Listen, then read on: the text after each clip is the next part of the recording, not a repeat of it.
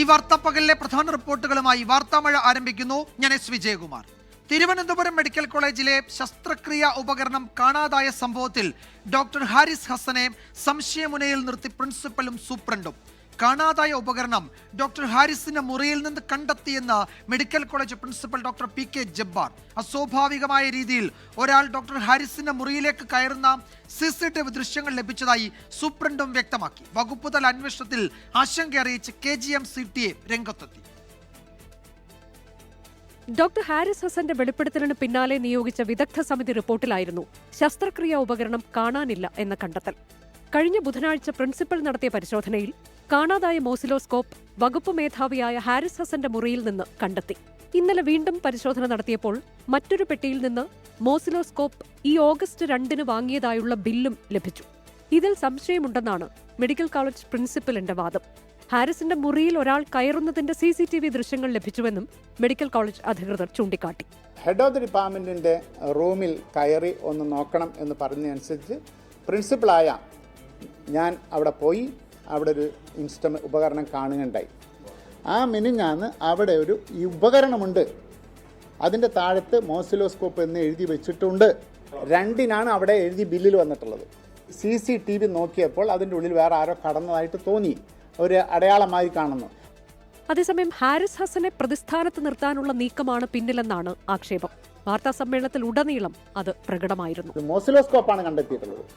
മോസിലോസ്കോപ്പ്, അതെ, മോസിലോസ്കോപ്പ് അല്ല. ഇതിൽ എഴുതിയിട്ടില്ല. ഞാൻ നേരത്തെ സൂചിപ്പിച്ചു, committee enquired about the tissue mass. ഇത് കമ്മിറ്റി റിപ്പോർട്ടാണ്. Tissue macerator with oscilloscope which was purchased utilizing Rs 12 lakhs from MP fund, which was allegedly missing from the department. HODS agreed it is partly missing, and however it is not a mission constantly used. പ്രിൻസിപ്പലിന്റെ വാക്കുകളിൽ വ്യക്തതയില്ലെന്നും വിശദ അന്വേഷണത്തിനായി ആരോഗ്യമന്ത്രിക്ക് കത്ത് നൽകുമെന്നും KGM-CTA അറിയിച്ചു. അതൊരു സംശയത്തിന്റെ നിഴലിൽ നിൽക്കുകയാണ് മൊത്തത്തിൽ. ഇങ്ങനെ ഞാൻ പറഞ്ഞല്ലോ, ഓരോ രീതിയിലുള്ള പ്രൊസീജിയേഴ്സ് കാണുമ്പോൾ എല്ലാവർക്കും ന്യായമായും തോന്നുന്ന ഒരു സംശയമാണ്. അപ്പോൾ അതിന് ഞങ്ങൾ എങ്ങനെ പ്രതികരിക്കണം, എങ്ങനെയാണ് മുന്നോട്ട് പോകേണ്ടതെന്നുള്ള ഞങ്ങൾക്ക് ഡിസൈഡ് ചെയ്തേ പറ്റൂ. കാണാതായ ഉപകരണം തിരിച്ചെത്തിയതിലും CCTVയിലും കൃത്യമായ മറുപടി അധികൃതർക്കില്ല. വകുപ്പുതല അന്വേഷണ റിപ്പോർട്ട് ഇന്ന് ആരോഗ്യമന്ത്രിക്ക് കൈമാറും. ഇതിനുശേഷമാകും പോലീസിനെ സമീപിക്കുക. 24 തിരുവനന്തപുരം. ഡോക്ടർ ഹാരിസ് ഹസനെ സർക്കാർ വേട്ടയാടുകയാണെന്ന് പ്രതിപക്ഷ നേതാവ് VD സതീശൻ. ആരോഗ്യമന്ത്രിയുടെ നേതൃത്വത്തിലാണ് ഗൂഢാലോചന നടക്കുന്നത്. ഡോക്ടർ ഹാരിസ് ഹസന്റെ ശരീരത്തിൽ ഒരു നുള്ള മണ്ണ് വീഴാൻ പ്രതിപക്ഷം സമ്മതിക്കില്ലെന്നും VD സതീശൻ പറഞ്ഞു. ആ ഡോക്ടറെ അപമാനിച്ച് ഇതാരും ഇനി വെളിപ്പെടുത്താതിരിക്കാൻ ബാക്കിയുള്ള ആരോഗ്യ പ്രവർത്തകരുടെ വായടപ്പിക്കാൻ ആരോഗ്യമന്ത്രിയുടെ നേതൃത്വത്തിൽ നടക്കുന്ന ഗൂഢാലോചനയാണ്. അതിനെ ഞങ്ങൾ ചെറുത്ത് തോൽപ്പിക്കും. കഫീൽ ഖാനെ BJP സർക്കാർ വേട്ടയാടിയതിനേക്കാൾ ക്രൂരമായിട്ടാണ് പിണറായി സർക്കാർ. എന്തായിരുന്നു ബഹളം കഫീൽ ഖാനെ വേട്ടയാടിയപ്പോൾ? അതിനേക്കാൾ ക്രൂരമായിട്ടാണ് ഡോക്ടർ ഹാരിസിനെ ആരോഗ്യമന്ത്രിയുടെ നേതൃത്വത്തിൽ ഈ വേട്ടയാടുന്നത്. ഗൂഢാലോചന നടത്തി വേട്ടയാടുക. ഒഡീഷയിൽ മലയാളി വൈദികരെയും കന്യാസ്ത്രീകളെയും മതപരിവർത്തനം ആരോപിച്ച് ബജ്രംഗ് ദൾ പ്രവർത്തകർ ആക്രമിച്ച സംഭവത്തിൽ പ്രതിഷേധം ശക്തമാകുന്നു. ഭരണഘടനാ അവകാശങ്ങൾ തുടർച്ചയായി ലംഘിക്കപ്പെടുന്നുവെന്ന് CBC അധ്യക്ഷന്മാർ ആൻഡ്രൂസ് താഴത്ത് കുറ്റപ്പെടുത്തി. വിഷയത്തിൽ LDF, UDF MPമാർ പാർലമെന്റിന് മുന്നിൽ പ്രതിഷേധിച്ചു.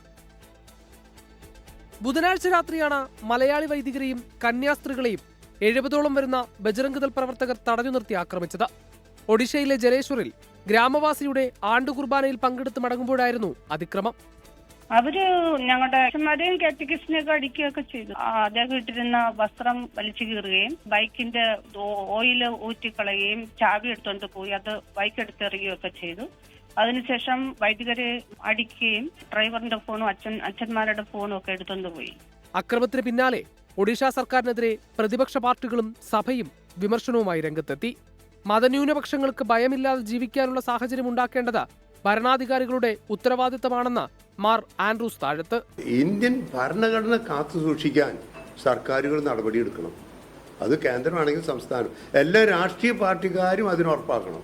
ഭയത്തിന്റെ ഒരു സാഹചര്യം ഒഴിവാക്കേണ്ടത് ഭരിക്കുന്ന അധികാരികളുടെ ഉത്തരവാദിത്വമാണ്. അതുകൊണ്ട് ഭയമുണ്ട്. ചോദിച്ചു കഴിഞ്ഞാൽ ചോദ്യം ഇല്ലെന്ന് ചോദിച്ചാൽ ഭയമുണ്ട്. വിഷയത്തിൽ കോൺഗ്രസ് MPമാർ ലോക്സഭയിൽ അടിയന്തര പ്രമേയത്തിന് നോട്ടീസ് നൽകി. പാർലമെന്റ് കവാടത്തിൽ ഇടത് UDF എംപിമാർ പ്രതിഷേധിച്ചു.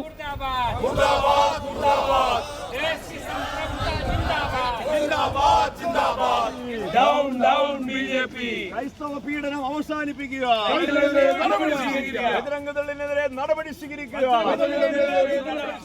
അതിക്രമം നടത്തിയവർക്കെതിരെ പരാതി നൽകുന്നതിനെക്കുറിച്ച് ആലോചിക്കുന്നതായി ബാലസോർ അതിരൂപത സെക്രട്ടറി അറിയിച്ചു.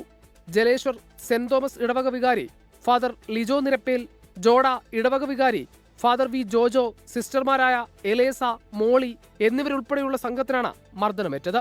24 ഡൽഹി. ഒഡീഷയിൽ ബജ്രംഗ് ദൾ പ്രവർത്തകരുടെ ആക്രമണത്തിന് ഇരയായ ഫാദർ ജോജോ വൈദ്യക്കാരന്റെ തൃശ്ശൂരിലെ വീട്ടിൽ നിന്ന് നമ്മളുടെ പ്രതിനിധി സൂരജ് സജീവ് ചേരുന്നുണ്ട്. സൂരജ്, എന്താണ് കുടുംബാംഗങ്ങൾ പങ്കുവയ്ക്കുന്ന ആശങ്ക? ഫാദർ ജോജോ കുടുംബാംഗങ്ങളുമായി സംഭവത്തിന് ശേഷം ആശയവിനിമയം നടത്തുകയും ഒക്കെ ചെയ്തിട്ടുണ്ടോ?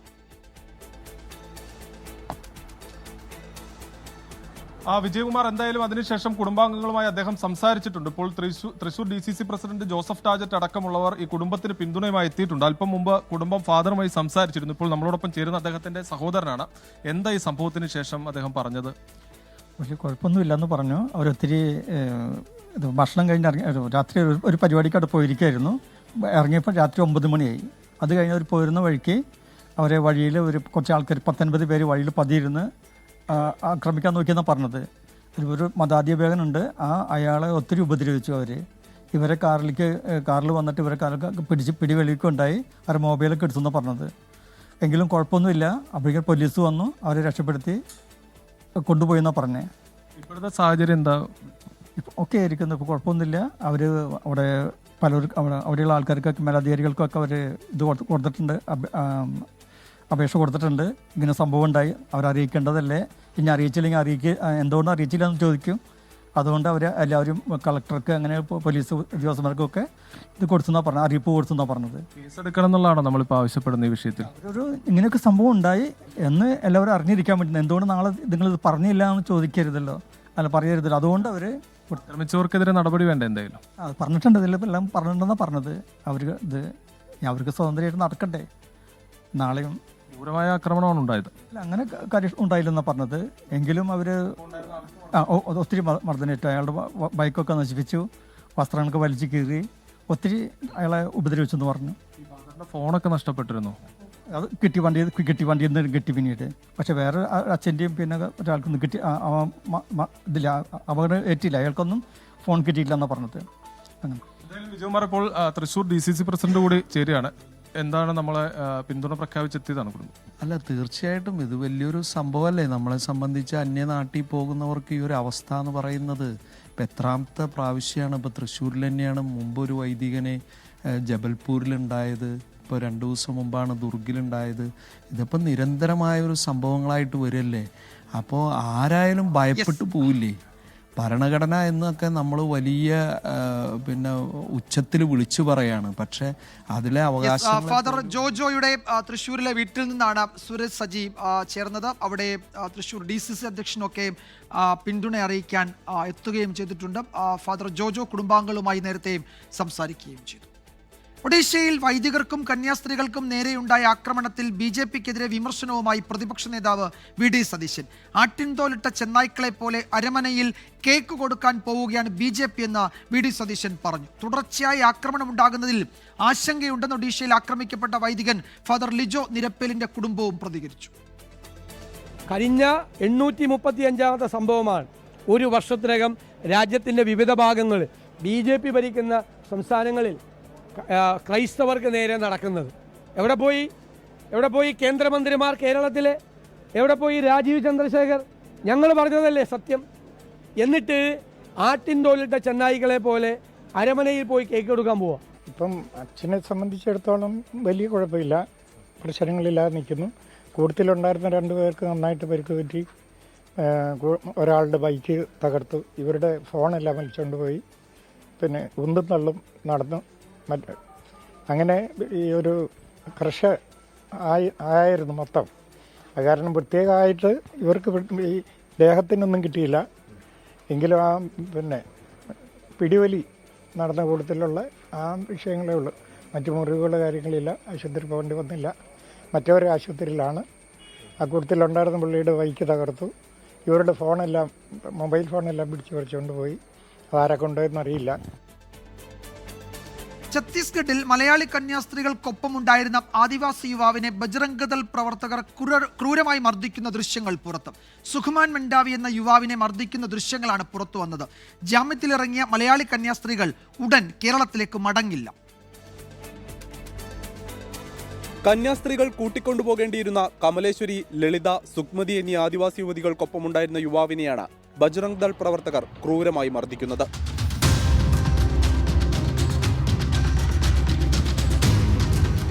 മനുഷ്യക്കടത്തും മതപരിവർത്തനവും ആരോപിക്കപ്പെട്ട കേസിൽ സിസ്റ്റർ വന്ദനയ്ക്കും സിസ്റ്റർ പ്രീതിക്കുമൊപ്പം അറസ്റ്റിലായി ജാമ്യത്തിലിറങ്ങിയ സുഖ്മാൻ മൻഡാവി ഇപ്പോൾ നാരായൺപൂരിലെ ഓർച്ച എന്ന ഗ്രാമത്തിലാണുള്ളത്. ജാമ്യം ലഭിച്ച മലയാളി കന്യാസ്ത്രീകൾ ഛത്തീസ്ഗഡിൽ നിന്ന് ഉടൻ നാട്ടിലേക്ക് മടങ്ങില്ല. കേസ് റദ്ദാക്കുന്നതിനുള്ള നിയമ നടപടികൾ തുടരേണ്ടതിനാലാണ് തീരുമാനം. എഫ്ഐആർ റദ്ദാക്കാൻ കന്യാസ്ത്രീകൾ ഉടൻ ഹൈക്കോടതിയിൽ ഹർജി നൽകിയേക്കും. ബജ്റംഗ് ദൾ നേതാക്കൾക്കെതിരെ ആദിവാസി യുവതികൾ നൽകിയ പരാതിയിൽ പോലീസ് ഇതുവരെയും കേസെടുത്തിട്ടില്ല. 24 ഡൽഹി.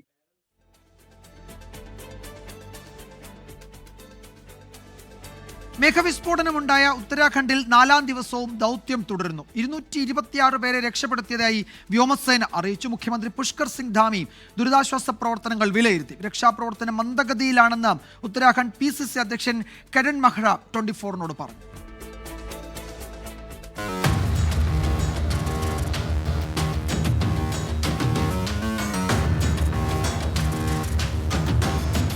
ദുരന്ത മേഖലകളിൽ രക്ഷാപ്രവർത്തനം പുരോഗമിക്കുകയാണ്. സൈന്യത്തിന്റെ 2 ചിനൂക്ക്, 2 MI-17 എന്നിവയ്ക്ക് പുറമെ 8 ഹെലികോപ്റ്ററുകളും രക്ഷാപ്രവർത്തനത്തിനുണ്ട്. 20 ടൺ ദുരിതാശ്വാസ സാമഗ്രികൾ എയർ ഡ്രോപ്പ് ചെയ്തു.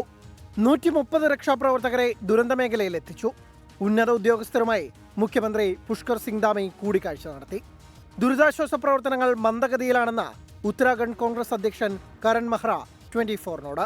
वहाँ कुछ पोकलेंट्स और कुछ JCB मशीन्स को उठा के वहाँ पहुँचाने की ज़रूरत है ताकि रेस्क्यू ऑपरेशन तेजी से हो, क्योंकि manually it is not possible. ദുരന്തത്തിന്റെ വ്യാപ്തി വ്യക്തമാക്കുന്ന സാറ്റലൈറ്റ് ചിത്രങ്ങൾ ISRO പുറത്തുവിട്ടു. ഹർഷിൽ, നെലാങ്, മദാലി എന്നിവിടങ്ങളിൽ കുടുങ്ങിക്കിടക്കുന്ന 600ഓളം പേരെ രക്ഷപ്പെടുത്തി. ദുരന്ത മേഖലയിലുള്ളവർക്ക് പരസ്പരം വിവരങ്ങൾ കൈമാറാനായി സാറ്റലൈറ്റ്, റേഡിയോ റിലേ ഫോൺ സൗകര്യം ഒരുക്കിയതായി കരസേന അറിയിച്ചു. ധരാലിക്കും മുഖാവ ഗ്രാമത്തിനുമിടയിൽ ഭാഗീരഥി നദിയിൽ നടപ്പാലം നിർമ്മിച്ചു. ദുരിതബാധിതർക്ക് സഹായം എത്തിക്കണമെങ്കിൽ റോഡിന്റെയും പാലത്തിന്റെയും പണി എത്രയും പെട്ടെന്ന് പൂർത്തിയാക്കേണ്ടതുണ്ട്. അതിനുള്ള തീവ്ര ശ്രമത്തിലാണ് സൈന്യവും ബോർഡർ റോഡ് ഓർഗനൈസേഷനും. ഉത്തർകാശിയിൽ നിന്നും ജോഗേഷ് സിംഗിനൊപ്പം ബൽറാം നെടുങ്ങാടി, 24. ധരാലിയിലെ മേഘവിസ്ഫോടനത്തെ തുടർന്ന് ഗംഗോത്രിയിൽ കുടുങ്ങിയ കേരളത്തിൽ നിന്നുള്ള 10 പേരടക്കം 22 മലയാളികളും സുരക്ഷിതരായി മടങ്ങി. ഗംഗോത്രിയിൽ നിന്ന് സൈന്യത്തിന്റെ ഹെലികോപ്റ്ററിലാണ് ഇവരെ ഉത്തരകാശിയിൽ എത്തിച്ചത്. 4 ദിവസം ദുരന്തമുഖത്ത് അകപ്പെട്ടു പോയതിന്റെ ആഘാതം ഇവരെ വിട്ടുപോയിട്ടില്ല.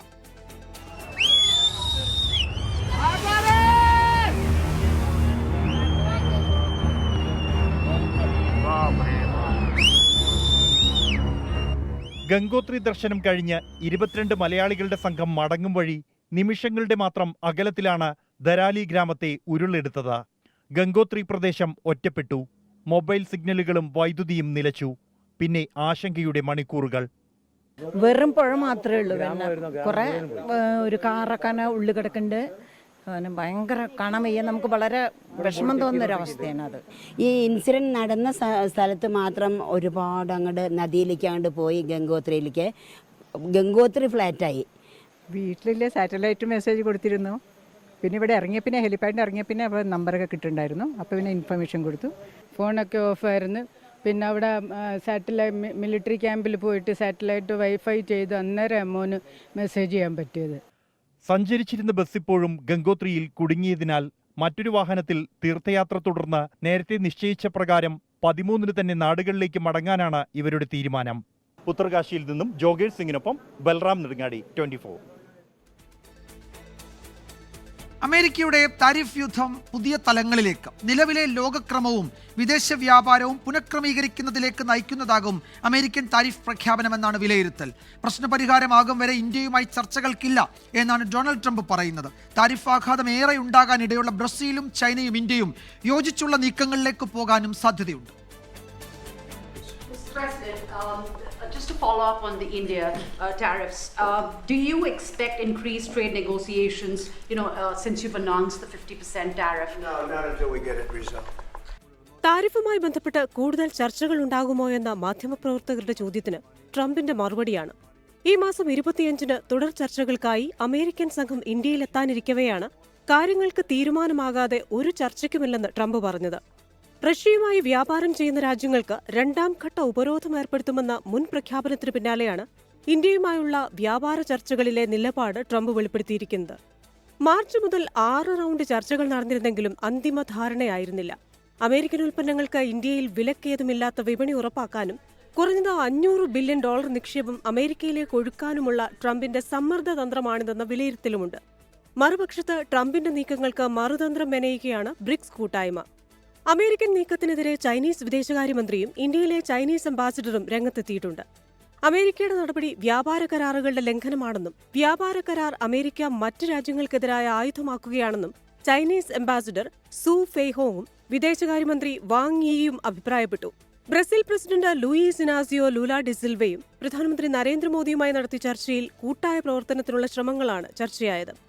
ഗാൽവൻ സംഘർഷങ്ങൾക്ക് ശേഷം അകൽച്ചയിലായിരുന്ന ഇന്ത്യയും ചൈനയും സൗഹൃദ പാതയിലേക്കെന്നാണ് പുതിയ സൂചനകൾ. ഒന്നുറങ്ങി എഴുന്നേൽക്കുമ്പോഴേക്കും പുതിയ തീരുമാനങ്ങളുമായി എത്തുന്ന ട്രംപിന്റെ അടുത്ത നീക്കം ഉറ്റുനോക്കുകയാണ് ലോകം. Business desk 24. ചുങ്കപ്രഹരവുമായി രംഗത്ത് വന്ന അമേരിക്കൻ പ്രസിഡന്റ് ഡൊണാൾഡ് ട്രംപിന് ഇന്ത്യയിൽ കോടികൾ കൊയ്യുന്ന നിക്ഷേപങ്ങൾ. US പ്രസിഡന്റിന്റെ കുടുംബത്തിന്റെ ഉടമസ്ഥതയിലുള്ള ദി ട്രംപ് ഓർഗനൈസേഷനാണ് ഇന്ത്യയിലെ വൻ നഗരങ്ങളിൽ റിയൽ എസ്റ്റേറ്റ് നിക്ഷേപമുള്ളത്. 24 ഇൻവെസ്റ്റിഗേഷൻ. ഇന്ത്യയുടേത് നിർജീവ സമ്പദ്ഘടനയെന്ന US പ്രസിഡന്റ് ഡൊണാൾഡ് ട്രംപിന്റെ പരിഹാസം. കുടുംബവകയായ ട്രംപ് ഓർഗനൈസേഷൻ പക്ഷേ ഈ ആരോപണം മുഖവിലയ്ക്ക് പോലും പരിഗണിക്കുന്നില്ല. ഇന്ത്യൻ മഹാനഗരങ്ങളിലെ റിയൽ എസ്റ്റേറ്റ് നിക്ഷേപങ്ങളിലൂടെ ട്രംപ് ഓർഗനൈസേഷൻ സമീപകാലത്ത് വാരിയത് ഏകദേശം 170 കോടി രൂപ. എനിക്ക് പുറകിൽ ഈ കാണുന്നതാണ് മുംബൈ വർലിയിലെ 76 നിലകളുള്ള ട്രംപ് ടവർ. 3000 കോടി രൂപയുടേതാണ് പദ്ധതി.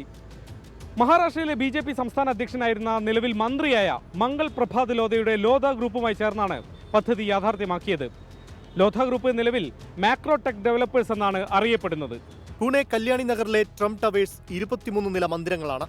സലീം അലി പക്ഷി സങ്കേതത്തിന് സമീപം 500 വൃക്ഷങ്ങൾ ബഹുനില മന്ദിര നിർമ്മാണത്തിനായി മുറിച്ചത് വിവാദമായിരുന്നു.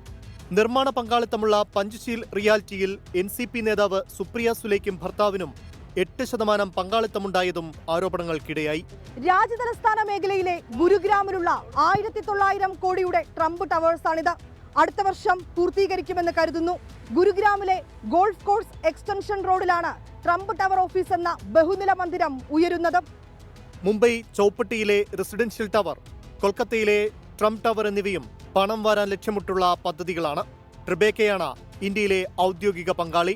2017 വരെ ഡൊണാൾഡ് ട്രംപ് ആയിരുന്നു ദ ട്രംപ് ഓർഗനൈസേഷൻ പ്രസിഡന്റും സിഇഒയും. 2021 മുതൽ ഓർഗനൈസേഷൻ ചെയർമാനാണ് ട്രംപ്. മുംബൈയിൽ നിന്ന് ശ്രീനാഥ് ചന്ദ്രനും ഗുരുഗ്രാമിൽ നിന്ന് വിനീത വിജിക്കുമൊപ്പം ന്യൂസ് ഡെസ്ക് 24. സർക്കാർ തിരുത്തലുകൾക്ക് തയ്യാറാകണമെന്ന് CPI തിരുവനന്തപുരം ജില്ലാ സമ്മേളനം.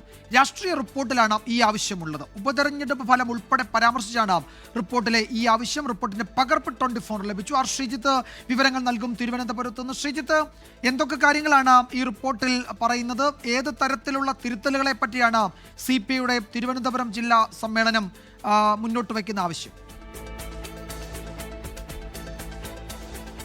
വിജയകുമാർ, CPI തിരുവനന്തപുരം ജില്ലാ സമ്മേളനത്തിൽ അവതരിപ്പിച്ച രാഷ്ട്രീയ റിപ്പോർട്ടിലാണ് സർക്കാരിൻ്റെ പ്രവർത്തനങ്ങളിൽ തിരുത്തൽ വേണമെന്ന ആവശ്യമുള്ളത്.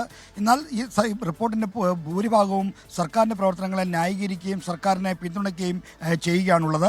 ഉപതെരഞ്ഞെടുപ്പ് ഫലങ്ങൾ സൂക്ഷ്മമായി വിലയിരുത്തുകയും ആവശ്യമായ തിരുത്തലുകൾ സർക്കാരിൻ്റെ പ്രവർത്തനത്തിൽ അടക്കം വരുത്തുകയും വേണം എന്നാണ് ഈ റിപ്പോർട്ടിൽ ആവശ്യപ്പെടുന്ന ഒരു കാര്യം.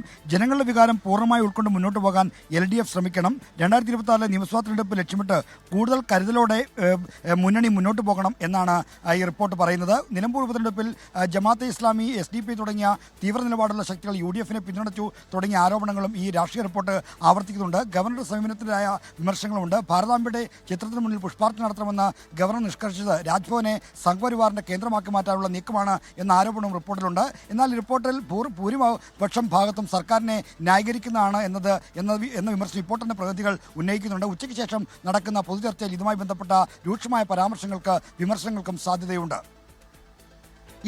സർക്കാർ തിരുത്തലുകൾക്ക് തയ്യാറാകണം എന്നാണ് CPI തിരുവനന്തപുരം ജില്ലാ സമ്മേളനം ആവശ്യപ്പെടുന്നത്. ഈ രാഷ്ട്രീയ റിപ്പോർട്ടിലാണ് ഈ പരാമർശങ്ങൾ ഉള്ളത്. ഉപതെരഞ്ഞെടുപ്പ് ഫലം ഉൾപ്പെടെ ചൂണ്ടിക്കാട്ടിയിട്ടുമുണ്ട്. അതിന്റെ പകർപ്പ് 24 ലഭിച്ചു. R. ശ്രീജിത്താണ് വിവരങ്ങൾ നൽകിയത് തിരുവനന്തപുരത്ത്. തെരഞ്ഞെടുപ്പ് കമ്മീഷനെതിരെ വിമർശനം കടുപ്പിച്ച ലോക്സഭാ പ്രതിപക്ഷ നേതാവ് രാഹുൽ ഗാന്ധി.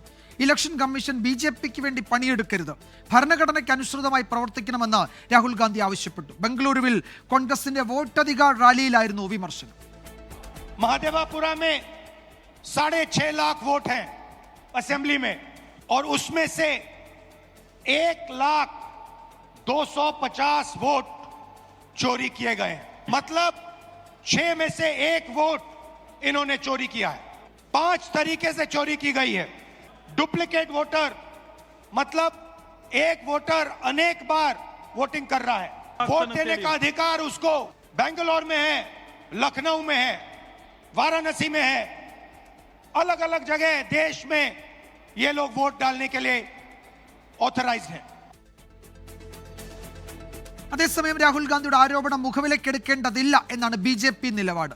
രാജീവ് ഗാന്ധി കൊല്ലപ്പെട്ടപ്പോൾ തെരഞ്ഞെടുപ്പ് മാറ്റിവെച്ചവരാണ് കോൺഗ്രസ് എന്ന് പ്രഹ്ലാദ് ജോഷി പറഞ്ഞു. രാഹുൽ ഗാന്ധിയുടെ ആരോപണങ്ങൾ തെറ്റിദ്ധരിപ്പിക്കുന്നത് എന്നായിരുന്നു തെരഞ്ഞെടുപ്പ് കമ്മീഷന്റെ പ്രതികരണം. രാഹുൽ ഗാന്ധിയുടെ ആരോപണം ഏറ്റെടുത്ത് സംയുക്ത പ്രതിഷേധം നടത്താനാണ് ഇന്ത്യ മുന്നണിയുടെ തീരുമാനം. വിനീത VG വിവരങ്ങൾ നൽകും ഡൽഹിയിൽ നിന്ന്. വിനീത, BJP ഇന്നലെ വാർത്താ സമ്മേളനം നടത്തിയിരുന്നു. സംബിത് പാത്ര ഇതിന് മറുപടി പറയാൻ തെരഞ്ഞെടുപ്പ് കമ്മീഷൻ രാഹുൽ ഗാന്ധിക്ക് തെളിവുകൾ ഹാജരാക്കണമെന്ന് ആവശ്യപ്പെട്ട നോട്ടീസ് അയച്ചിരുന്നു. ഇന്ത്യ സഖ്യം രാഹുൽ ഗാന്ധിയുടെ ഈ ആരോപണം ഏറ്റെടുത്ത് വീണ്ടും ഒരുമിക്കുന്നു എന്നതാണ് മറ്റൊരു രാഷ്ട്രീയ നീക്കം ഡൽഹിയിൽ കാണുന്നത്. എന്തൊക്കെയാണ് രാഹുൽ ഗാന്ധിയുടെ വാർത്താ സമ്മേളനത്തിന് ശേഷം ഉണ്ടാകുന്ന ഡൽഹിയിലെ നീക്കങ്ങൾ? വിനീത.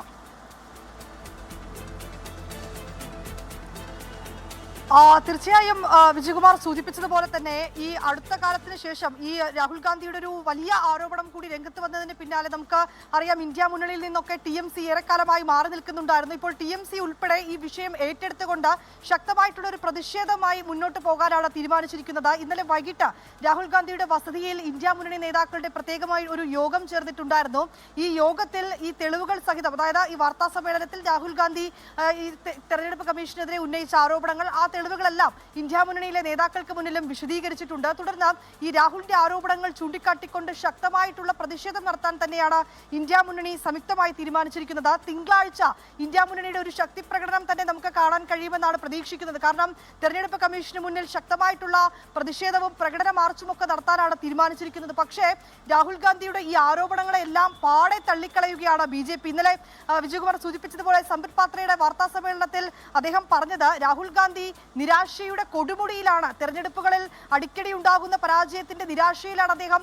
അതിനെ തുടർന്നാണ് ഇത്തരത്തിലേക്കൊരു പ്രതികരണവും ആരോപണവും രാഹുൽ ഗാന്ധി നടത്തുന്നതെന്നായിരുന്നു. പക്ഷേ ഇന്നിപ്പോൾ പ്രഹ്ലാദ് ജോഷിയുടെ ഒരു പ്രതികരണം കൂടി വന്നിരിക്കുന്നു. അദ്ദേഹം പറയുന്നത് ഈ രാജീവ് ഗാന്ധി കൊല്ലപ്പെട്ടപ്പോൾ തെരഞ്ഞെടുപ്പ് മാറ്റിവെച്ച കോൺഗ്രസ് ആണ് ഇപ്പോൾ ഇത്തരത്തിലേക്കുള്ള ആരോപണങ്ങൾ നടത്തുന്നത് എന്നുള്ളതാണ്. അതുകൊണ്ട് തന്നെ രാഹുൽ ഗാന്ധിയുടെ ഇത്തരം ആരോപണങ്ങളൊന്നും മുഖവിലേക്ക് എടുക്കേണ്ടതില്ല എന്നുള്ളത് തന്നെയാണ് BJPയുടെ നിലപാട്. അതേസമയം ഈ ആരോപണങ്ങളെയൊക്കെ തന്നെ ചോദ്യം ചെയ്യുകയും അതിനെ പാടെ തള്ളുകയും തന്നെയാണ് തെരഞ്ഞെടുപ്പ് കമ്മീഷനും. ഇന്നലെ ഒരു ഒറ്റ വരിയിലായിരുന്നു തെരഞ്ഞെടുപ്പ് കമ്മീഷന്റെ പ്രതികരണം വന്നിട്ടുണ്ടായിരുന്നത്. മിസ്ലീഡിംഗ് എന്നായിരുന്നു ഈ രാഹുൽ ഗാന്ധിയുടെ ഈ പത്രസമ്മേളനത്തിന്റെ ഈ ഫോട്ടോ പ്രചരിപ്പിച്ചുകൊണ്ട് അവർ ചൂണ്ടിക്കാട്ടിയിട്ടുണ്ടായിരുന്നത്. അതിൽ അവർ മെൻഷൻ ചെയ്തിരുന്നത് മിസ്ലീഡിംഗ് എന്നുള്ളത് തന്നെയായിരുന്നു. തെറ്റിദ്ധരിപ്പിക്കാൻ ശ്രമിക്കുന്നു, ഒപ്പം തന്നെ രാഹുൽ ഗാന്ധിക്ക് നോട്ടീസ് നൽകിയിട്ടുണ്ട്.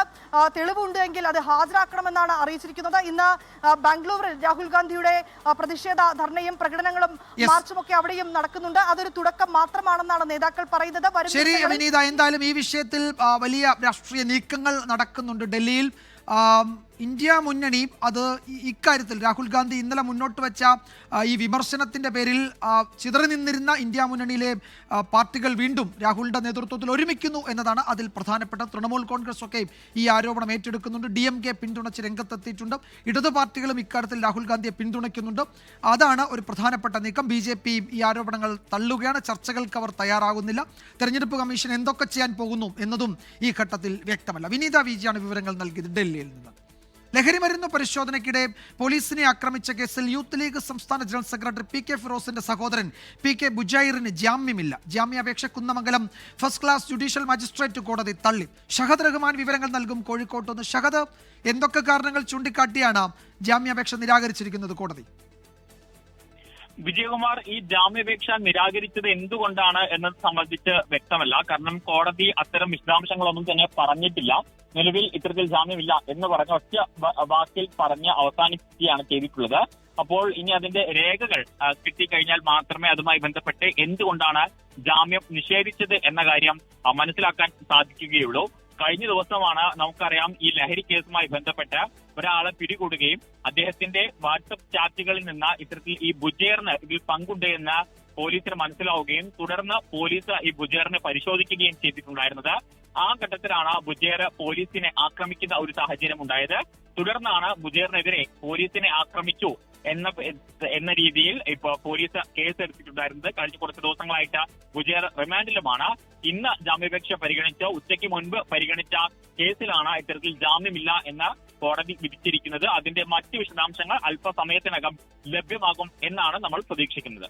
യെസ്, ജാമ്യ നിരാകരിച്ചുകൊണ്ടുള്ള ഉത്തരവിന്റെ പകർപ്പ് അല്പസമയത്തിനകം പുറത്തുവരും. PK ഫിറോസിന്റെ സഹോദരൻ PK ബുജൈറിന് ജാമ്യം നൽകിയിട്ടില്ല. ജാമ്യാപേക്ഷ Kunnamangalam first class judicial magistrate കോടതി നിരാകരിച്ചു. ഷഹദ് റഹ്മാനാണ് വിവരങ്ങൾ നൽകിയത്. ശ്രീപത്മനാഭസ്വാമി ക്ഷേത്രത്തിലെ B നിലവറ തുറക്കുന്ന കാര്യം ആലോചനയിലില്ല എന്ന് കേന്ദ്ര സർക്കാർ പ്രതിനിധി കരമന ജെയിൻ. തന്ത്രിയുടെ സാന്നിധ്യത്തിൽ മാത്രമേ നിലവറ തുറക്കുന്ന കാര്യങ്ങൾ ചർച്ച ചെയ്യൂ. പുറത്തുവരുന്ന വാർത്തകൾ അടിസ്ഥാനരഹിതമാണെന്നും കരമന ജെയിൻ 24നോട് പറഞ്ഞു. ഇന്നലെ ചേർന്ന ഭരണസമിതിയുടെയും ഉപദേശക സമിതിയുടെയും സംയുക്ത യോഗത്തിലാണ് ഒരിടവേളയ്ക്ക് ശേഷം B നിലവറ തുറക്കുന്ന കാര്യം ചർച്ചയായത്. സംസ്ഥാന സർക്കാരിന്റെ പ്രതിനിധി അഡ്വക്കേറ്റ് വേലപ്പൻ നായരാണ് ചർച്ച മുന്നോട്ട് വെച്ചത്. ക്ഷേത്രതന്ത്രിയുടെ അഭിപ്രായം കൂടി കേട്ട ശേഷം തീരുമാനമെടുക്കാനാണ് യോഗത്തിൽ നിർദ്ദേശമുയർന്നത്. ക്ഷേത്രതന്ത്രി പങ്കെടുക്കേണ്ടിയിരുന്ന യോഗത്തിൽ അദ്ദേഹം പങ്കെടുത്തിരുന്നില്ല. എന്നാൽ നിലവിൽ അത്തരമൊരു തീരുമാനമെടുത്തിട്ടില്ല എന്നാണ് കേന്ദ്ര സർക്കാരിന്റെ പ്രതിനിധി കരമന ജയൻ 24നോട് പറഞ്ഞത്. കേന്ദ്ര സർക്കാരിന്റെ പ്രതിനിധിയും സംസ്ഥാന സർക്കാരിൻ്റെ പ്രതിനിധിയും ഒരു വാഗ്വാദത്തിൻ്റെ പേരിലോ ഒരു യുദ്ധം ചെയ്യാനോ അല്ല അവിടെ വന്നിട്ടുള്ളത്. ക്ഷേത്രത്തിൻ്റെ സർവ്വതോമുഖമായിട്ടുള്ള വികസനവും ഉന്നതിക്കും വേണ്ടിയുള്ള ഒരു പ്രതിനിധികളായിട്ടാണ് ഭരണസമിതിയിൽ പ്രവർത്തിക്കേണ്ടത്. പത്മനാഭസ്വാമി ക്ഷേത്രത്തിലെ B നിലവറ തുറക്കുന്നതുമായി ബന്ധപ്പെട്ട് ഭരണസമിതി തീരുമാനമെടുക്കാനായിരുന്നു നേരത്തെ സുപ്രീം കോടതി നിർദ്ദേശിച്ചത്. നേരത്തെ B നിലവറ തുറക്കുന്ന കാര്യം ചർച്ചയായി ഉയർന്നു വന്നപ്പോൾ ആചാരകാര്യങ്ങൾ ചൂണ്ടിക്കാട്ടി വലിയ വിമർശനങ്ങളും പ്രതിഷേധങ്ങളും ഉയർന്നിരുന്നു. നേരത്തെ 4 തവണ B നിലവറ തുറന്നിട്ടുണ്ടെന്നാണ് അമിക്കസ് ക്യൂരി കോടതിയിൽ നൽകിയ റിപ്പോർട്ട്. 24 തിരുവനന്തപുരം. അഭിനേതാക്കളുടെ സംഘടന അമ്മയിൽ തെരഞ്ഞെടുപ്പ് നടക്കാൻ ഒരാഴ്ച മാത്രം ബാക്കി നിൽക്കെ അംഗങ്ങൾക്കിടയിൽ പോര് കടുക്കുകയാണ്. മെമ്മറി കാർഡ് വിവാദത്തിൽ കുക്കു പരമേശ്വരനും ഇടവേള ബാബുവിനുമെതിരെ നടി ഉഷ ഹസീന DGPക്ക് പരാതി നൽകി. അപകീർത്തിപ്പെടുത്താൻ ശ്രമമെന്നാരോപിച്ച് കുക്കു പരമേശ്വരനും പോലീസ് മേധാവിക്ക് പരാതി നൽകിയിട്ടുണ്ട്. മീറ്റു ആരോപണത്തിന്റെ പശ്ചാത്തലത്തിൽ വിളിച്ചു ചേർത്ത യോഗത്തിൽ ദുരനുഭവങ്ങൾ പങ്കുവച്ച വീഡിയോ അടങ്ങിയ മെമ്മറി കാർഡ് കാണാനില്ലെന്ന ആരോപണമാണ് മറ്റൊരു തലത്തിലേക്ക് നീങ്ങുന്നത്. മെമ്മറി കാർഡ് എവിടെയെന്ന് വ്യക്തമാക്കണമെന്നാവശ്യപ്പെട്ട് കുക്കു പരമേശ്വരനും ഇടവേള ബാബുവിനുമെതിരെ നടി ഉഷ ഹസീന DGPക്കും മുഖ്യമന്ത്രിക്കും പരാതി നൽകി. മെമ്മറി കാർഡിലെ വിവരങ്ങൾ ഉപയോഗിച്ച് പലരെയും ഭീഷണിപ്പെടുത്തുന്നുവെന്നും സംഘടനാ തെരഞ്ഞെടുപ്പിൽ മത്സരത്തിൽ നിന്ന് പിന്മാറാനാണ് കുക്കു പരമേശ്വരന്റെ ശ്രമമെന്നും പരാതിയിൽ ചൂണ്ടിക്കാട്ടുന്നു. നടിമാരായ പൊന്നമ്മ ബാബു, പ്രിയങ്ക, ലക്ഷ്മിപ്രിയ തുടങ്ങിയവർ അമ്മ സംഘടനയ്ക്കും പരാതി നൽകിയിട്ടുണ്ട്. ആരുടെ ഉപദേശപ്രകാരമാണ് വീഡിയോ റെക്കോർഡ് ചെയ്തതെന്ന് വ്യക്തമാക്കണമെന്നും പരാതിയിൽ ആവശ്യപ്പെടുന്നുണ്ട്. എന്നാൽ തിരഞ്ഞെടുപ്പ് പെരുമാറ്റച്ചട്ടം നിലവിൽ വന്നതിനാൽ വിഷയത്തിൽ കൂടുതൽ പ്രതികരണത്തിനില്ലെന്നറിയിച്ച കുക്കു പരമേശ്വരൻ DGPക്ക് പരാതി നൽകി. സമൂഹമാധ്യമങ്ങളിൽ അപകീർത്തികരമായ പരാമർശം നടക്കുന്നുവെന്ന് ചൂണ്ടിക്കാട്ടിയാണ് പരാതി. അതേസമയം കുക്കു പരമേശ്വരൻ തങ്ങൾക്കെതിരെ പരാതി നൽകിയത് എന്തിനെന്നറിയില്ലെന്ന് നടി ഉഷ ഹസീന 24നോട് പറഞ്ഞു. ഞങ്ങൾ നിയമപരമായിട്ട് പോകുന്നത് തടഞ്ഞു. ശരി, ഞങ്ങളത് അനുസരിച്ചു. ഞങ്ങൾ അനുസരിച്ച് അമ്മയ്ക്ക് പരാതി കൊടുക്കാൻ ഇന്ന് പരാതി കൊടുക്കാൻ നിന്നപ്പോൾ അവർ ഇന്നലെ കൊണ്ടുപോയി ഞങ്ങളുടെ പേരിൽ പരാതി കൊടുത്തത്. അപ്പോൾ പിന്നെ ഇനി നമ്മൾ പരാതി കൊടുക്കാതിരിക്കേണ്ട കാര്യമില്ല. പരാതിക്കാർ ഞങ്ങളാണ് പരാതിക്കാർ. ഈ മാസം 15-നാണ് അമ്മ സംഘടനയിലെ ഭാരവാഹി തെരഞ്ഞെടുപ്പ്. 24 കൊച്ചി. അർജന്റീന ഫുട്ബോൾ ടീമിന്റെ ഒക്ടോബറിലെ മത്സരങ്ങൾ അമേരിക്കയിലെന്ന് റിപ്പോർട്ടുകൾ. ഷിക്കാഗോയിൽ മെസ്സിപ്പട മെക്സിക്കോയെ നേരിടും എന്നാണ് അർജന്റീനയിലെ മാധ്യമങ്ങൾ പറയുന്നത്. അർജന്റീന ഫുട്ബോൾ ടീം ഒക്ടോബറിൽ കേരളത്തിൽ കളിക്കാനെത്തുമെന്ന് കായികമന്ത്രി വി അബ്ദുറഹ്മാനും സ്പോൺസറും ആവർത്തിക്കുമ്പോഴാണ് മെസ്സിപ്പട അമേരിക്കയിലേക്കെന്ന റിപ്പോർട്ടുകൾ. അർജന്റീന ടീമുമായി അടുത്ത ബന്ധമുള്ള മാധ്യമപ്രവർത്തകനായ ഗ്യാസ്നെഡ്യൂളാണ് ആദ്യം ഇക്കാര്യം വെളിപ്പെടുത്തിയത്. പിന്നാലെ മറ്റ് അർജന്റീൻ മാധ്യമങ്ങളും ഏറ്റെടുത്തു. ഒക്ടോബറിൽ ചൈനയിൽ 2 മത്സരങ്ങൾ കളിക്കാനായിരുന്നു അർജന്റീനയുടെ പദ്ധതി. ഇത് റദ്ദായതോടെയാണ് അർജന്റീന അമേരിക്ക തെരഞ്ഞെടുത്തത്. ഷിക്കാഗോയിൽ വെച്ച് മെക്സിക്കോയുമായി ഒക്ടോബർ 8 മുതൽ 14 വരെയുള്ള തീയതികളിലൊന്നിലായിരിക്കും മത്സരം. അടുത്ത വർഷം ഫിഫ ലോകകപ്പ് നടക്കുന്നത് അമേരിക്കയിൽ എന്നതും അവിടെ ഒരു മത്സരം കളിക്കാൻ ടീം തീരുമാനിച്ചതിന് കാരണമായി പറയുന്നു. ഒക്ടോബറിൽ കേരളത്തിലെത്താൻ അസൗകര്യമുള്ളതായി അർജന്റീന അറിയിച്ചതായി കായികമന്ത്രി വി അബ്ദുറഹ്മാൻ 24-നോട് പറഞ്ഞിരുന്നു. ഇതിനെ ശരിവെക്കുന്നതാണ് അമേരിക്കൻ സന്ദർശനത്തിനെ കുറിച്ചുള്ള വാർത്തകൾ. Sports desk 24. മലപ്പുറം മണ്ണാർമലയിൽ തുടർച്ചയായ 2ാം ദിവസവും പുലിയുടെ ദൃശ്യങ്ങൾ ക്യാമറയിൽ പതിഞ്ഞു. നാട്ടുകാർ സ്ഥാപിച്ച ക്യാമറയിലാണ് പുലിയെ കണ്ടത്. പുലിയെ എത്രയും വേഗം പിടികൂടണം എന്നാവശ്യപ്പെട്ട് നാട്ടുകാർ വനമന്ത്രിക്ക് നിവേദനം നൽകി. മാസങ്ങളായി ജനവാസ മേഖലയിൽ പുലി വിഹരിക്കാൻ തുടങ്ങിയിട്ട് അന്നു മുതൽ നാട്ടുകാർ സ്ഥാപിച്ച ക്യാമറയിൽ പുലിയുടെ ദൃശ്യങ്ങൾ പതിയുന്നുമുണ്ട്. ഇന്ന് പുലർച്ചെയുള്ള ദൃശ്യങ്ങളാണിത്.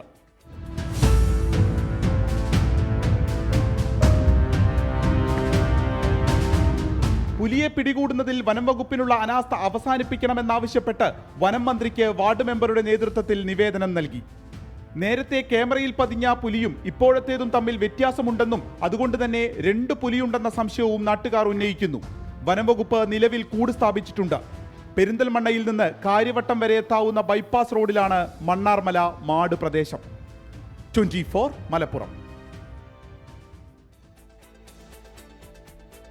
തിരുവനന്തപുരം അമ്പൂരി കാരിക്കുഴിയിൽ പുള്ളിപ്പുലി കുടുങ്ങി. മയക്കുവെടി വെച്ച് പുലിയെ പിടികൂടാൻ ശ്രമിക്കുകയാണ്. അലക്സ് റാം മുഹമ്മദ് വിവരങ്ങൾ നൽകും തിരുവനന്തപുരത്ത് നിന്ന്. അലക്സ്, എന്താണ് അവിടെ സംഭവിക്കുന്നത്? ഇത് നാട്ടുകാർക്ക് വലിയ ആശങ്കയിലാണ് എന്ന് നേരത്തെ റിപ്പോർട്ടുകൾ തന്നെ ഉണ്ടായിരുന്നു. ഈ കെണിയിൽ കുടുങ്ങിയ പുലിയെ എങ്ങനെ പിടിക്കാനാണ് ഇപ്പോൾ വനം വകുപ്പ് ആലോചിക്കുന്നത്?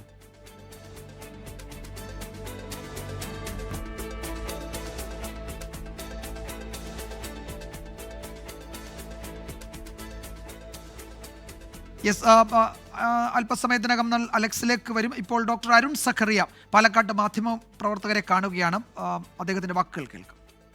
ഒബ്സർവ് ചെയ്യാൻ വേണ്ടി റേഡിയോ കോൾ ചെയ്തു. ഇനി അതിനെ കണ്ടിന്യൂസ് ആയിട്ട് ഒബ്സർവ് ചെയ്ത് ഇതിന്റെ ഇംപ്രൂവ്മെന്റ് നോക്കും.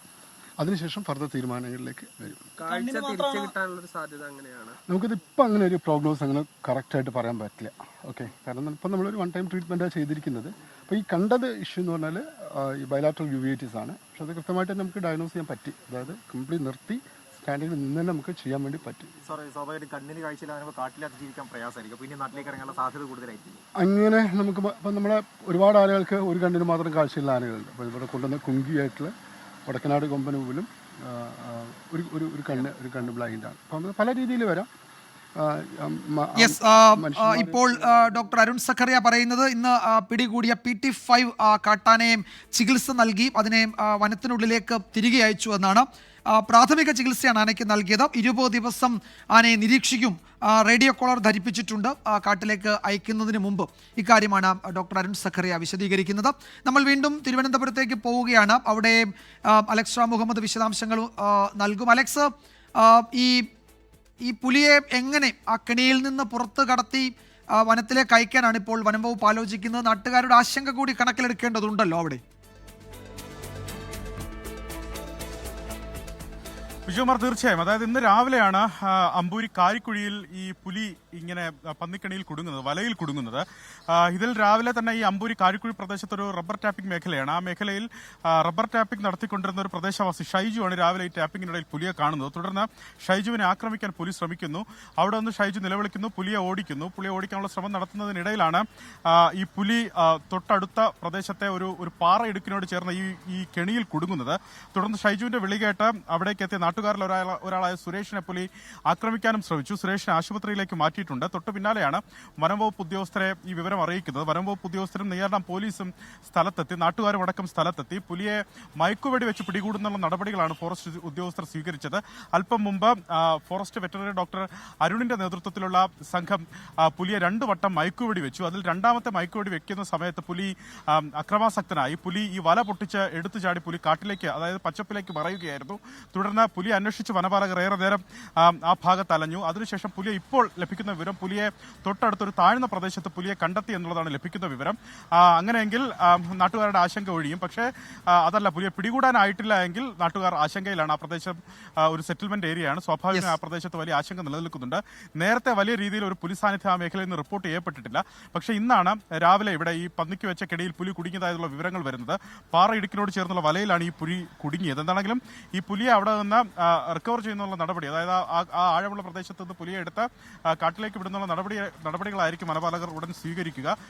എന്താണെങ്കിലും നാട്ടുകാർ ഭയാശങ്കയിൽ തന്നെ ഈ ഘട്ടത്തിലും കഴിയുന്നു. 2 വട്ടം പുലിക്ക് മയക്കുവെടി കൊണ്ടുവന്ന് വനപാലകർ ഉറപ്പിക്കുന്നുണ്ട്. അങ്ങനെയെങ്കിൽ പുലി മയങ്ങാനുള്ള സാധ്യത കൂടി വനപാലകർ കാണുന്നുണ്ട്. എന്താണെങ്കിലും വനപാലകരും ഈ പറഞ്ഞ പോലീസ് ഉദ്യോഗസ്ഥരും മാത്രമേ ഇതിന് തൊട്ടടുത്തായിട്ടുള്ളൂ. നാട്ടുകാരെയോ മറ്റാളുകളെയോ അവിടേക്ക് ഈ പുലിയുടെ അടുത്തേക്ക് പ്രവേശിപ്പിച്ചിട്ടില്ല. വിജയകുമാർ. ശരി, അലക്സ്ട്ര മുഹമ്മദാണ് വിവരങ്ങൾ നൽകിയത് തിരുവനന്തപുരത്ത് നിന്ന്. ഇപ്പോൾ ഡോക്ടർ ഹാരിസ് ഹസന്റെ ഒരു മറുപടി അദ്ദേഹം ഡോക്ടേഴ്സിന്റെ വാട്സാപ്പ് ഗ്രൂപ്പിൽ ഒരു വിശദീകരണം നൽകിയിട്ടുണ്ട്. ഇന്ന് രാവിലെ ഈ ശസ്ത്രക്രിയാ ഉപകരണം കാണാതായതുമായി ബന്ധപ്പെട്ട് അദ്ദേഹത്തിനെതിരെ ചില ആരോപണങ്ങൾ ഉയർന്നിരുന്നു.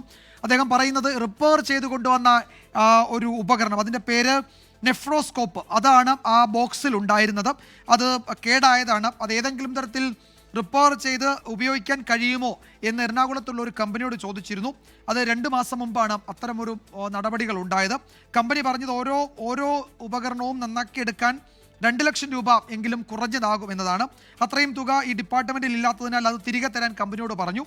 അത് അവർ തിരിച്ചയച്ചു. അതിൻ്റെ പാക്കിംഗ് കവർ ആയിരിക്കും അവിടെ പരിശോധനയിൽ കണ്ടത് എന്നാണ് ഇപ്പോൾ ഡോക്ടർ അദ്ദേഹത്തിൻ്റെ ഒരു വിശദീകരണമായി നൽകുന്നത്. കേടാകുന്ന ഉപകരണങ്ങൾ ഇടയ്ക്കിടെ റിപ്പയർ ചെയ്യാൻ കൊടുത്തു വിടാറുണ്ട്, അത് തിരികെ കിട്ടും. അതാണ് ഒരു ബോക്സ് അവിടെ കണ്ടത് എന്ന് അദ്ദേഹം പറയുന്നു. അപ്പോൾ ഞാൻ അവധിയിലാണ്, പ്രിൻസിപ്പലിൻ്റെ പത്രസമ്മേളനം കേട്ടു എന്ന് പറഞ്ഞാണ് അദ്ദേഹം ഈ വളരെ ദീർഘമായ ഒരു കുറിപ്പ് ഡോക്ടർ ഹാരിസ് അയച്ചിരിക്കുന്നത്. അത് KGMCTയുടെ വാട്സാപ്പ് ഗ്രൂപ്പിലാണ് ഈ വിശദീകരണം വന്നത്.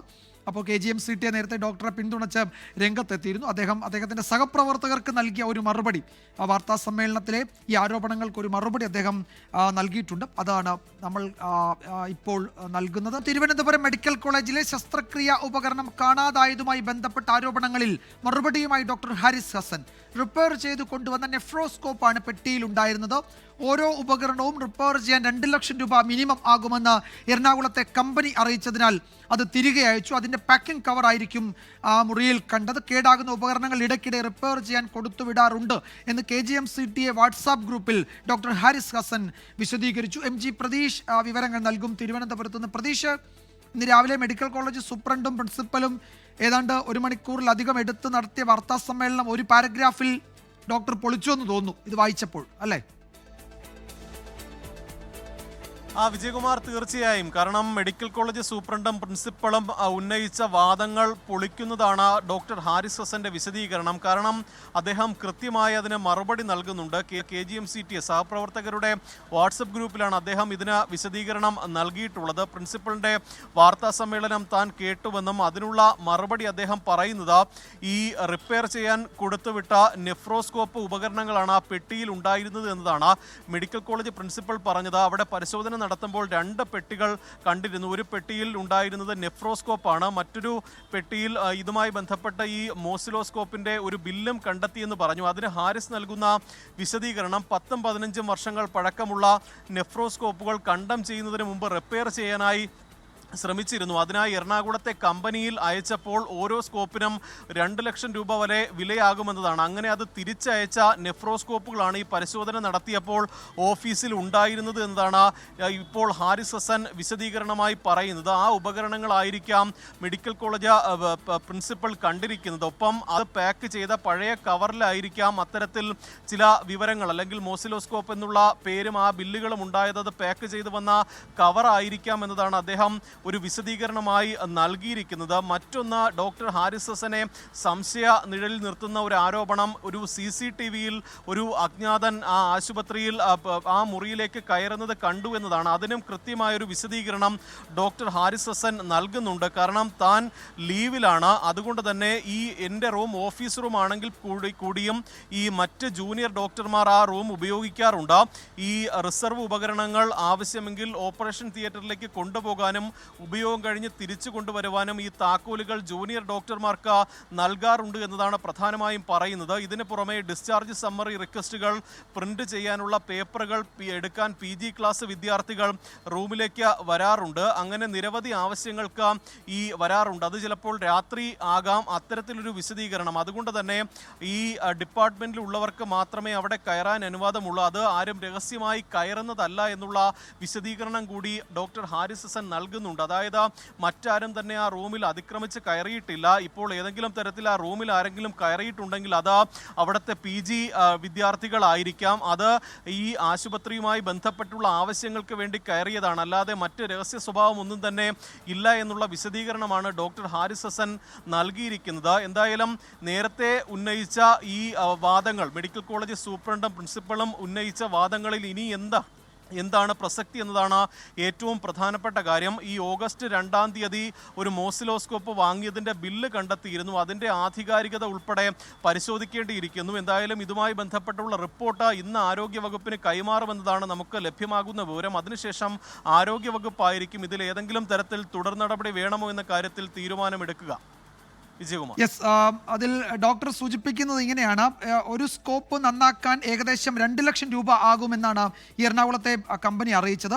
അത്രയും തുക ഞങ്ങളുടെ ഡിപ്പാർട്ട്മെന്റിന് നൽകാനുള്ള ശേഷിയില്ലാത്തതിനാൽ അത് റിപ്പയർ ചെയ്യേണ്ട, അത് തിരിച്ചയച്ചു തരൂ എന്ന് പറഞ്ഞു. അത് കൊറിയറിൽ അയച്ചു തന്നതാണ്. നെഫ്രോസ്കോപ്പോ മോഴ്സിലോസ്കോപ്പോ ഇത് രണ്ടും രണ്ടാണ്. എൻ്റെ റൂം ഒരു ഓഫീസ് റൂമാണ്.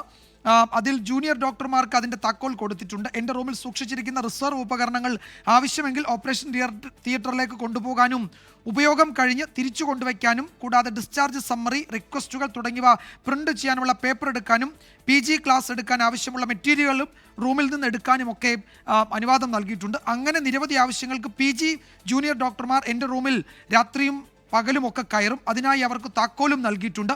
ഡിപ്പാർട്ട്മെൻറ്റിലുള്ളവർക്ക് മാത്രമേ അവിടെ കയറാനും അനുവാദമുള്ളൂ. അത് ആരും രഹസ്യമായി കയറുന്നതല്ല. ഇന്ന് രാവിലെ മെഡിക്കൽ കോളേജ് പ്രിൻസിപ്പലും സൂപ്രണ്ടും എണ്ണി പറഞ്ഞ ആരോപണങ്ങൾക്ക് അതേ നിലയിൽ എണ്ണി ഡോക്ടർ ഹാരിസ് മറുപടി നൽകിയിരിക്കുകയാണ്. അത് ഒരു വാട്സപ്പ് ഗ്രൂപ്പിൽ, അദ്ദേഹത്തിൻ്റെ സഹപ്രവർത്തകരൊക്കെയുള്ള ഒരു വാട്സപ്പ് ഗ്രൂപ്പിലാണ് ആ മറുപടി നൽകിയിരിക്കുന്നത്. ഒരു ഔദ്യോഗിക വിശദീകരണം അദ്ദേഹം മാധ്യമങ്ങൾക്കൊക്കെ നൽകിയിട്ടില്ല. പക്ഷേ അദ്ദേഹത്തിൻ്റെ വിശദീകരണം ആ വാട്സാപ്പ് ഗ്രൂപ്പിൽ വന്നിട്ടുണ്ട്. അത് ഈ വാർത്താ സമ്മേളനത്തിലെ ചോദ്യങ്ങൾക്ക്, ആരോപണങ്ങൾക്ക് കൃത്യമായി തന്നെ മറുപടിയും അദ്ദേഹം ആ വിശദീകരണത്തിലൂടെ നൽകുന്നുണ്ട്. MG പ്രതീഷാണ് വിവരങ്ങൾ നൽകിയത് തിരുവനന്തപുരത്തു നിന്ന്. ആലപ്പുഴ ആദിക്കാട്ടുകുളങ്ങരയിൽ 4-ാം ക്ലാസ്സുകാരിയെ പിതാവും രണ്ടാനമ്മയും മർദ്ദിച്ച സംഭവത്തിൽ സ്വമേധയാ കേസെടുത്ത് ബാലാവകാശ കമ്മീഷൻ. ജില്ലാ ശിശുക്ഷേമ ഓഫീസറോടും നൂറനാട് SHOയോടും റിപ്പോർട്ട് തേടി. പ്രതികളെ പിടികൂടാൻ SP-യുടെ നേതൃത്വത്തിൽ പ്രത്യേക സംഘം രൂപീകരിച്ച സംഭവത്തിൽ വിദ്യാഭ്യാസ വകുപ്പ് സ്കൂൾ അധികൃതരുടെ വീഴ്ച പരിശോധിക്കും.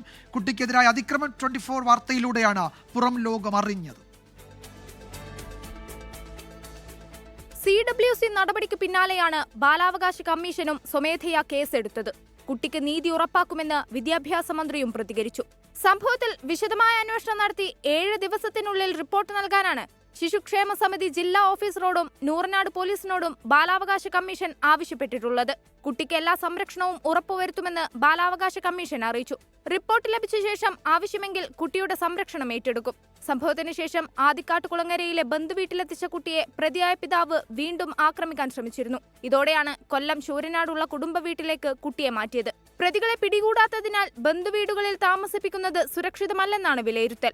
ഇന്ന് ആലപ്പുഴ CWCക്ക് മുന്നിൽ കുട്ടിയെ ഹാജരാക്കും. പ്രതികളെ പിടികൂടാൻ ആലപ്പുഴ SP മോഹനചന്ദ്രൻ നായരുടെ നേതൃത്വത്തിൽ പ്രത്യേക സംഘത്തെ നിയോഗിച്ചു. 24 കൊട്ടാരക്കര. വാർത്താമഴ തുടരും ഇടവേളയ്ക്ക് ശേഷം. You are watching 24 from Flowers Group.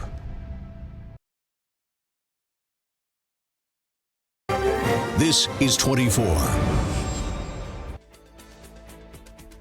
വാർത്താമഴയിലേക്ക് വീണ്ടും സ്വാഗതം. നമ്മൾ നേരത്തെ ആദിക്കാട്ടുകുളങ്ങരയിലെ ആ മർദ്ദനമേറ്റ കുട്ടിയെപ്പറ്റി വളരെ വിശദമായ റിപ്പോർട്ട് നൽകിയിരുന്നല്ലോ. അതിലിപ്പോൾ ഒരു വിവരം കൂടി വരുന്നുണ്ട്. ആ കുട്ടി വലിയമ്മയുടെ സംരക്ഷണയിലേക്ക് മാറിയിട്ടുണ്ട്. ആ സമ്മതപത്രത്തിൽ ഈ വലിയമ്മ ഒപ്പുവെച്ചിട്ടുണ്ട്. CWC സംരക്ഷണം നൽകാമെന്ന് അറിയിച്ചുവെങ്കിലും കുട്ടി വല്യമ്മയ്ക്കൊപ്പം പോകാനാണ് താല്പര്യം അറിയിച്ചത്. അച്ഛനോട് ഇനി ഉപദ്രവിക്കരുതെന്ന് പറഞ്ഞാൽ മതി എന്നാണ് കുട്ടി CWCക്ക് ഒരു മൊഴി എന്ന നിലയിൽ നൽകിയിരിക്കുന്നത്. ആ കുട്ടിക്ക് മികച്ച വിദ്യാഭ്യാസം നൽകി വളർത്തുമെന്ന് വല്യമ്മ ഉറപ്പു നൽകിയെന്ന് CWC ചെയർപേഴ്സൺ ഇപ്പോൾ അറിയിക്കുകയും ചെയ്തിട്ടുണ്ട്. വല്യമ്മയ്ക്കൊപ്പം നിൽക്കാം എന്നാണ് ആ കുട്ടി ഈ CWC അറിയിച്ചിരിക്കുന്നത്. തൽക്കാലം അത് രേഖാമൂലമാക്കുകയും ചെയ്തിട്ടുണ്ട്. കോഴിക്കോട് മെഡിക്കൽ കോളേജിലെ ICU പീഡന കേസിലെ പ്രതിയായ അറ്റൻഡർ AM ശശീന്ദ്രനെ പിരിച്ചുവിട്ടു എന്നൊരു വിവരം കൂടി ഇപ്പോൾ ഞങ്ങളുടെ ബ്യൂറോ നൽകുന്നുണ്ട്. കോഴിക്കോട് മെഡിക്കൽ കോളേജ് പ്രിൻസിപ്പലാണ് ഇത് സംബന്ധിച്ച ഉത്തരവിട്ടത്. ആഭ്യന്തര അന്വേഷണ റിപ്പോർട്ടിന്റെ അടിസ്ഥാനത്തിലാണ് ഈ നടപടി. അതിൽ ചില പ്രതികരണങ്ങൾ കൂടിയുണ്ട്. സന്തോഷം എന്നാണ് അതിജീവിത അവരുടെ ആദ്യ പ്രതികരണം. പോരാട്ടത്തിന്റെ വിജയമാണ്, പൂർണ്ണമായും നീതി ലഭിച്ചിട്ടില്ല, നിയമ പോരാട്ടം തുടരും എന്നും അവർ അതിജീവിത അറിയിക്കുകയും ചെയ്തിട്ടുണ്ട്. ഈ റിപ്പോർട്ടോടെ വാർത്താമഴ അവസാനിക്കുന്നു.